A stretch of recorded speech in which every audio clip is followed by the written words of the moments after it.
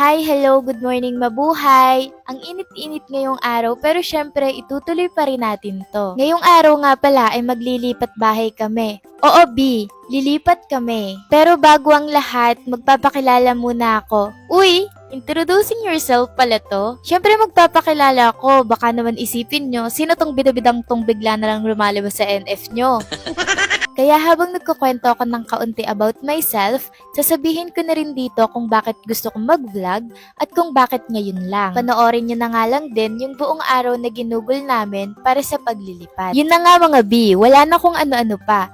Ako nga pala si Rhea. I am 24 years old and I am now living in an apartment with my boyfriend. Magpa 5 years na po kami ng boyfriend ko. 1 year kami nung hindi magkasama sa bahay. Pumupunta lang siya sa amin Sabado-Linggo pag walang pasok. Then after na maka 1 year kami, nag-decide na nga kami na mag-live-in. Biglaan lang yun mga B. Syempre pala decision kami. Ito nga palang finilm ko na to ang magiging first content ko. O 'di ba? Bida-bida na, pilingera pa. San ka pa? Yung totoo kasi niyan mga B, matagal ko na talagang gustong mag-vlog.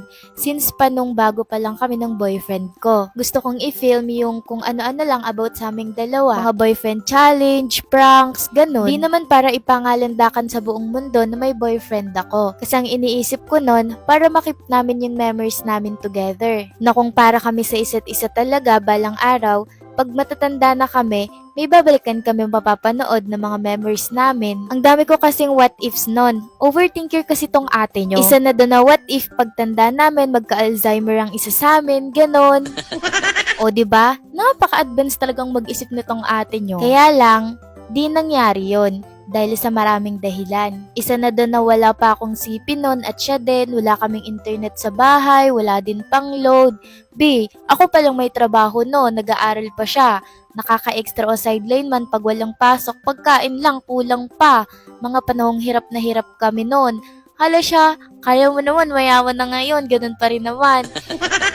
Di ako ganun na mag-edit pero di ko masyadong inisip yon kasi lahat naman ng bagay natututunan at napag-aaralan. Makutingting din kasi ako. Isa pa wala din kaming ibang gamit nun pang films. Pero di ko din masyadong inisip yon. Sabi ko sa sarili ko kahit CP at load lang nag-uumpisa pa lang naman goods na yon. Kaya lang wala nga din. O, alam nyo na kung gaano kami kahirap. Kaya wag kayo sa akin magtatangkang mangutang. Wala talaga kayo ipapautang. Charis! Sabi namin ng boyfriend ko noon, mag-iipon kami pang bili ng CP. Kaya lang di din nakaipon kasi nga after namin maka 1 year, nagsama at nagbukod na kami. Kaya nga yung dapat yung may ipon namin pang CP, ipinambayad na lang namin sa rent, bills at panggastos araw-araw. B, mamamatay kami sa gutom pag inuna namin yung cellphone. Lagi naming binabalak makaipon para makabili ng CP, kaya lang di talaga sumasapat. Isa pa sa dahilan, pinapayuhan ko kayo. Huwag niyong uugaliin, masisira buhay niyo, sinasabi ko sa inyo. Ito yon. Dati kasi may pagkamahiyain ako, overthinker, tapos napakanega. Alam mo yun? Ako lang ba? Dati iniisip ko, paano kung walang manood? Paano kung di nila magustuhan mga contents ko? Paano kung i-bash lang nila ako ng i-bash? Ganan mindset ko dati, B. And iniisip ko, isa din talaga yan sa malaking factor kaya di ko matuloy-tuloy bala ko na mag-vlog. Kaya sinasabi ko sa inyo, huwag niyong ugaliin yung ganun. Kasi alam mo yun, ang dami nating namimiss na opportunity dahil lang nahihiya tayo, nega, iniisip natin yung ibang tao, ganyan. Pero ngayon, B, ay bahala kayo dyan. Kung gusto nyo contents ko, very goods. Kung ayaw nyo, ay wag. Habang tumatanda na tayo, others are not matters. Lalo na yung mga taong ayaw sa atin. Dami ko nang pinoproblema sa buhay, B. Iintindihin ko pa ba yung mga taong di ako gusto at di gusto yung mga ginagawa ko. Tsaka when I get older, narealize ko na di lahat ng tao mapiplease natin. Focus na lang tayo sa mga taong mahal at gusto tayo.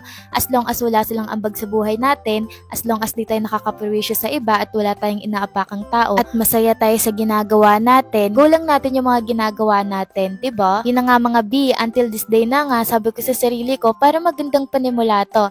Bagong bahay, bagong buhay, bagong journey, kaya nga nagpa-share na talaga kung ito na yun, kailangan na talaga. Sabi ko sa sarili ko, kung di ngayon, kailan pa? Parang ang dami ko nang nasasayang na memories namin together na di ko na-film. Dagdag pa na gusto ko din i-film yung iba pang mga bagay sa buhay ko, like mga bagay na kinahihiligan ko, mga journey ko sa life, para balang araw may malulukbak ako.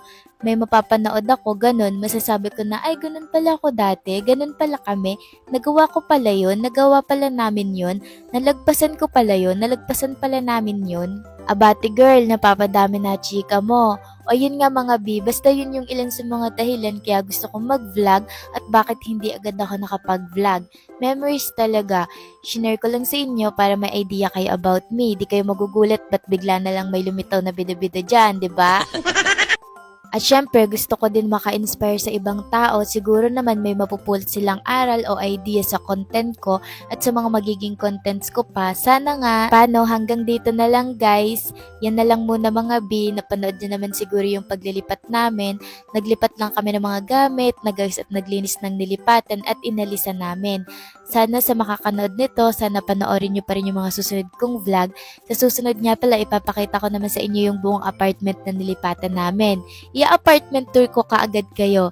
Then sabihin ko sa inyo kung magkano yung upa namin sa apartment namin. Daldal na B, tama na. At kung nagustuhan nyo nga mga B, please, please, please do follow and like my page and like my first content. Samahan nyo pa ako sa mga susunod ko pang journey. Thank you, bye! Love you all, mwah!